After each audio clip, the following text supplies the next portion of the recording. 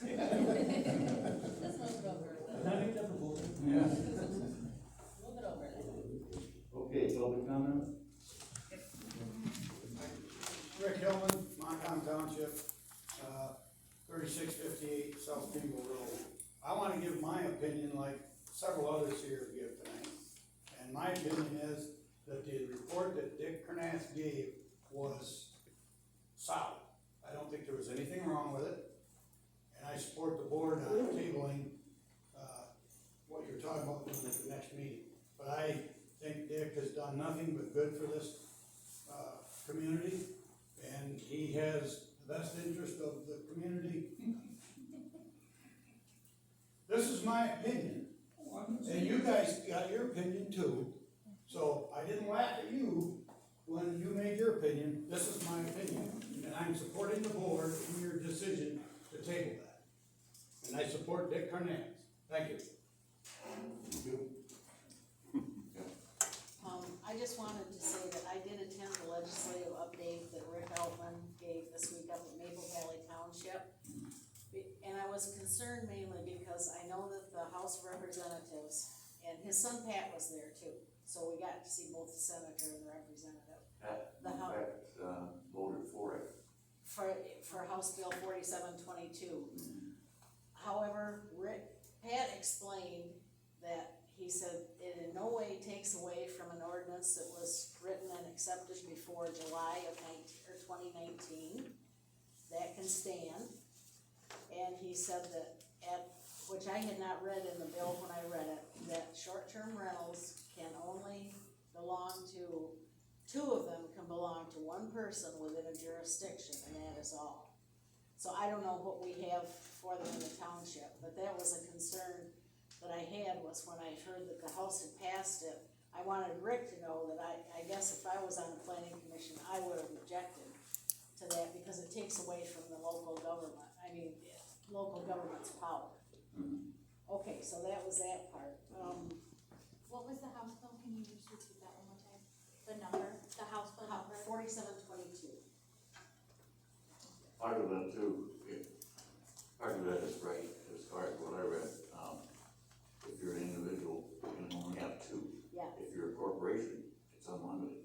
Oh, see, and somebody, they did not know that, neither Rick or Pat knew that. That's in the write-up on Okay. MPA's site. Okay, well, you would get that, okay, so you know that, they did not, they were going to have to research that, because neither one of them knew the answer to that. My second, and there was a lot of discussion on wind turbines, and I don't think either one of them really took a position one way or the other, but that was that. The second thing that I have you looked into the funding from the federal government for the COVID relief? They are, but Huh? Yeah. yes, in the process of getting all the paperwork through. Okay, what I guess my suggestion might be, is there any way that you could use some of that money for help on rebuilding that Dickerson Lake Bridge? I don't know that for a fact yet. Where's Cliff? Cliff, can the trucks go over that bridge or no? No. Okay. That fire alarm that I was mentioning, the false And alarm. maybe it's an idea that, because our fire trucks, they have to take the long way around and it's costing us more money, maybe they can Well, it's use. dangerous. And it's dangerous. Oh, yeah.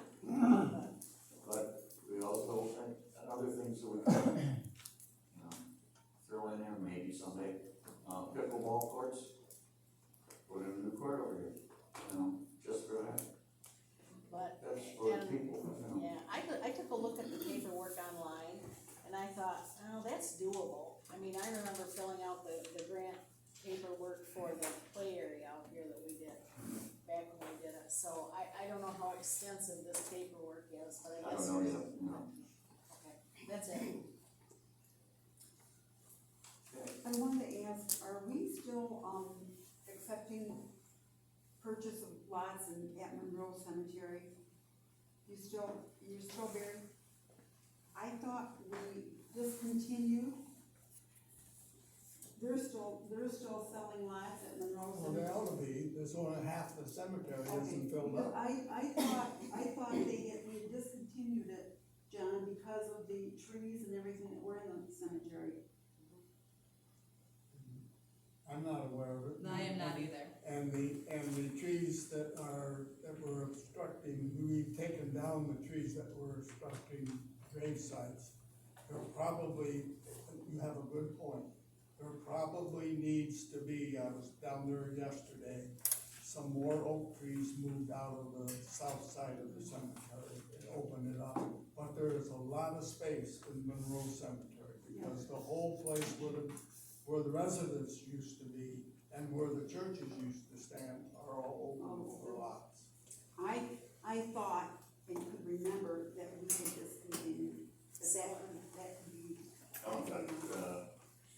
All the stumps that were rounded up last 2 weeks ago, 2 weeks ago. and 5 of the big ones were removed.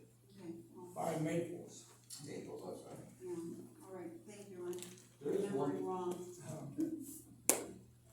there's one thing I wanna bring up to the board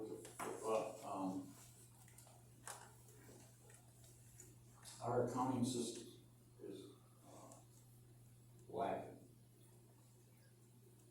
And when the audit was being done, the auditor even said, the program we have in there really shouldn't be used for what we're using it for. This program was brought in, I think, the year before I was brought in. And, what's happened is, we bought it on the cheap. Service has been poor, they're out of Oregon. Backup now, it's been bought out. Support is not very good at all. And what I would like to consider is go back to looking. That's what you were. Actually, it's Flip and Throw something. Is it all right for the board if I, at least get some numbers and see where we're at? And I apologize, it's not on the agenda.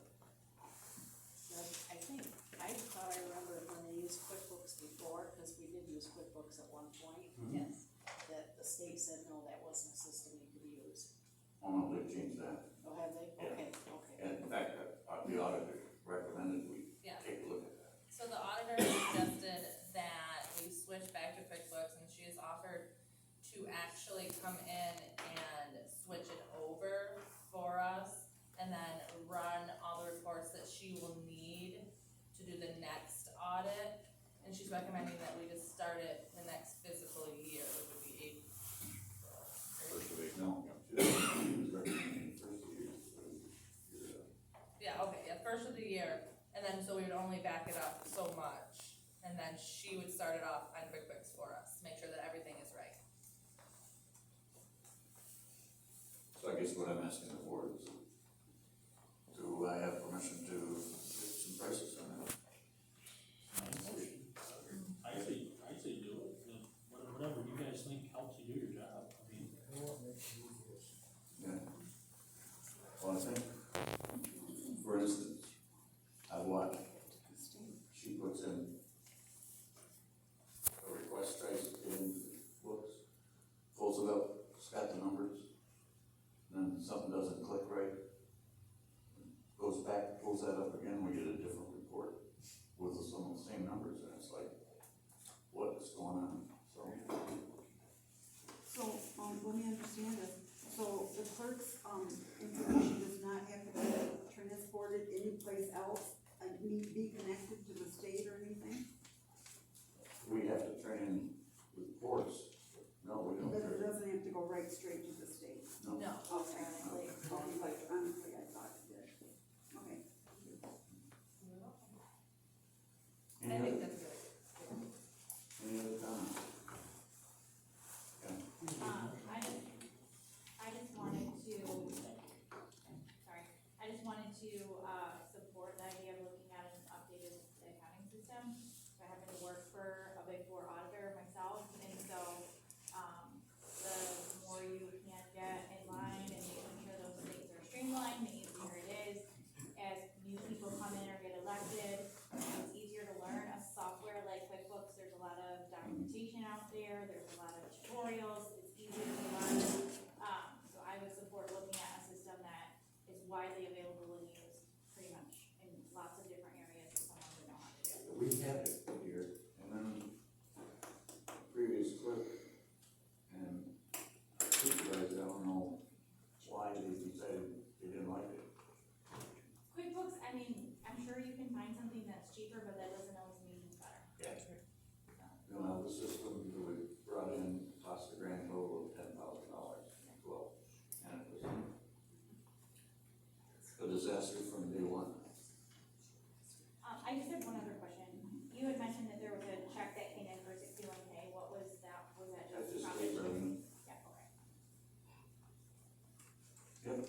Yeah, Robert Scott, Sydney Township, I just have two things I want to talk about. Last week at Pine Township, retired Kent County Circuit Court Judge Kalenda spoke at Pine Township and talked extensively about exclusionary zoning in the state of Michigan. You can read a lot about what Judge Kalenda had to say in the Daily News article. They also have a handout for you that summarizes what he had to say. You can also watch him on YouTube. And at the end of my handout, you can show you how to, it's not a link you can click on, but you just search the right words and you'll find it right away. And it's very enlightening. But bottom line, what Judge Kalenda said is that it's very, very difficult for a wind company to prove a case of exclusionary zoning under existing Michigan law. And in fact, you can adopt an ordinance much like the planning commission is now considering, with all the restrictions and limitations that are currently in that draft, and not run afoul of Michigan law on exclusionary zoning. The second thing I wanted to mention is a letter that my wife and I put together and was published in the Daily News a couple weeks ago. And it has to do with an alternative means of raising the money that Apex is claiming they're gonna raise for your township and for the county. They're claiming a number between $30 and $40 million. So we took a look and said, all right, what would it take to replace that? And actually the answer is not much, because if every taxpayer, every property owner that has a taxable property in the county paid an extra $40 per parcel on an average, they've raised almost $40 million in 25 years. $40 million, no turbines. $40 a year, that's a month, that's $4 a month, that's less than $4 a month, that's the cost of a Big Mac. So for the cost of the Big Mac, you can do everything you want to do in the county, in this township, everywhere else, and no wind turbines. Who wouldn't want that? Well, I can tell you there's one group of people that would not want that. And that's the people that Rochelle mentioned earlier tonight. It's that small group of people that want wind turbines on their property. That's who you're representing when you don't follow what Rochelle wants to do. Thank you. Thank you.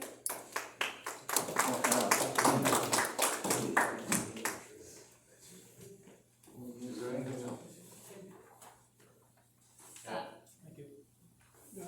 I know this is very discontinuous, but I also want to mention, I've worked with Dick Burnett since he's been the chairman, and he's done a fantastic job as the chairman of the planning commission. He's been a great leader.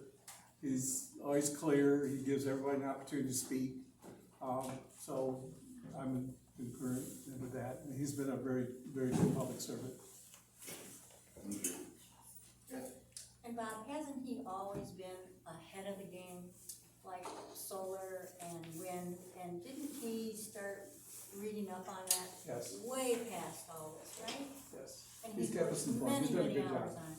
And he's never, ever been untrue about anything. He's about the most honest person I've ever met. And I don't understand you people that are so against him. And you have the right, but I just want you to know that he's the most honest person I've ever met.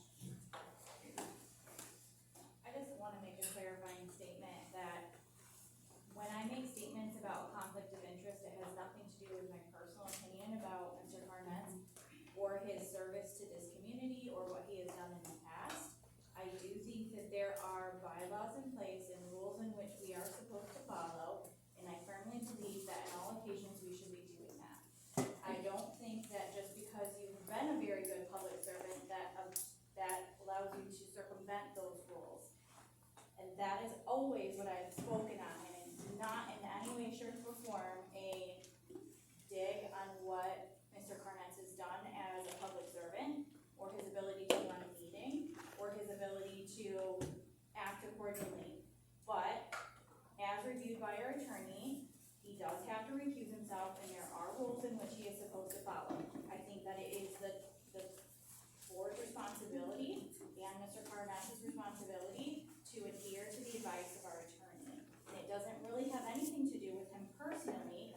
All of us have rules and regulations we're supposed to follow, and that has always been what my statement is about. Okay, thank you. Anybody else? Yeah, I think Dick has followed those rules completely. I don't think Dick has done anything wrong. Just my opinion. Yeah, Thank you.